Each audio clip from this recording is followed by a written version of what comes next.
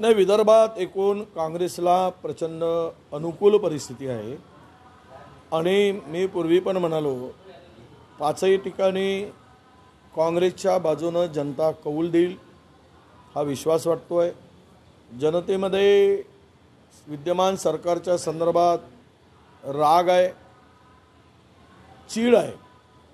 ज्या पद्धतीनं तानाशाही पद्धतीनं हुकुमशाही पद्धतीने हे सरकार काम करत आहे, त्यामुळे लोकांना भीती वाटते आहे की आपण स्वतंत्र भारताचे उद्या गुलाम असू।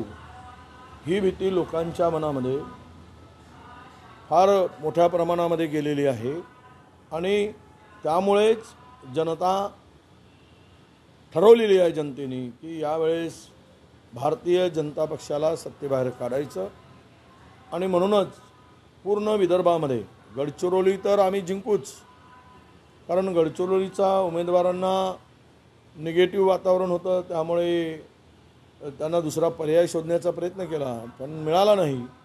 त्यामुळे तिथले उमेदवार हे पडणारच असं गृहीत धरून ती उमेदवारी दिली गेली आणि आमचे किरसान नेते विरुद्ध उभे आहेत आणि 100% डॉक्टर नामदेव किरसान त्या ठिकाणी निवडून येतील असा मला पूर्णतः विश्वास आहे। चंद्रपूरला काल मी पक्षाचा कार्यकर्ता आहे, शिपाई आहे आणि मी तसेही जाणार होतो, भेटल्या नसत्या तरी जाणार होतो।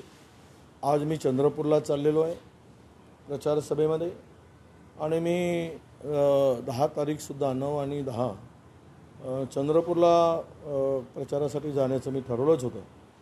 जिथे पक्षाचा उमेदवार आहे तिथे मी जाणार, प्रचार करणार, कारण पक्षाचा कार्यकर्ता नेता म्हणून माझी ती जबाबदारी आहे। नाही, काँग्रेसचा उमेदवार जरी नौका असला तरी तगडा म्हणजे उमेदवारांच्या संदर्भात कुठलीही तक्रार नाही। उमेदवारासाठी आमचे इंडिया घटक पक्षाचे लोक काँग्रेस पूर्ण ताकदीनिशी काम करत आहेत। तुम्हाला गोंदिया भंडाऱ्याचा निकाल हा चमत्कारिक निकाल दिसेल हा मला विश्वास आहे।